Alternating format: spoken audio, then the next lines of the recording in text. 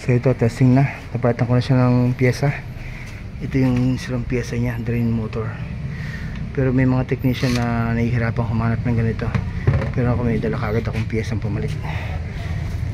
So hindi siya nag-spin dryer, then may tumutunog dun sa ilalim niya. So ngayon, spin, start. Yan kasi pag hindi bumatak yan, hindi talaga siya iikot ng spin dry.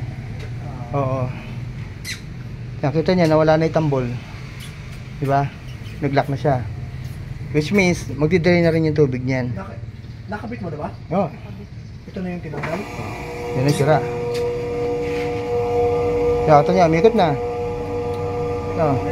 Magaya na. Oh.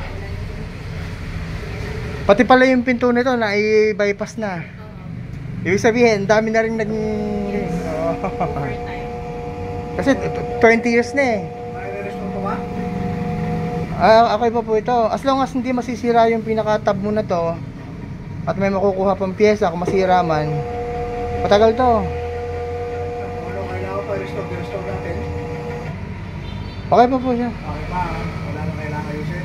Oo, isipin nyo 20 years samantalang yung kanyang gearbox tahimik pa. Kasi nagiging sakit ng mga washing machine kami sa 5 years. Mga maingay na yung gearbox, yung bearing.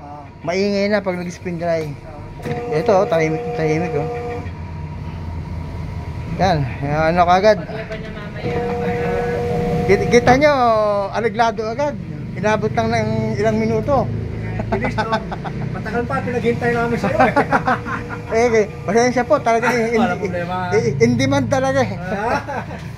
Pero kita mo naman, napatunayan mo, napakabilis kong ginawa dahil ma-repair mo pa yan, kakapakinabahan. Ay, hindi na po nagagawa yan. Wala nang ginagawa. Isipin niya, tinawag lang sa akin ni ma'am, sinabi niya sa akin yung trouble symptom. Alam ko na kaagad yung piyesang papalitan ko. Mabigat din lang. Ano po yan? Sira na yung ano niyan, yung granahe sa loob niya. Wala na talaga. Hindi naman na-reuse yan. Hindi na. Sige sir, okay na. At para makapunta na ako sa naghihintay sa akin, tawag. Sige sir, isara ka na. Sige. Dumi lang sa kami magpalit. Ito yung sarang pyesa. Then may dala akong pamalit kaagad, kaya okay na kaagad. Kung tutusin sir, kung talagang mabilis gagawin, ganun. Abutin lang 2 minuto yan, tapos yun. Diba? Sige, tabit ko na sir.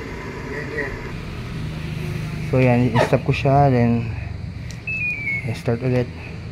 So yung pyesa kanina na sa ilalim tumatambol,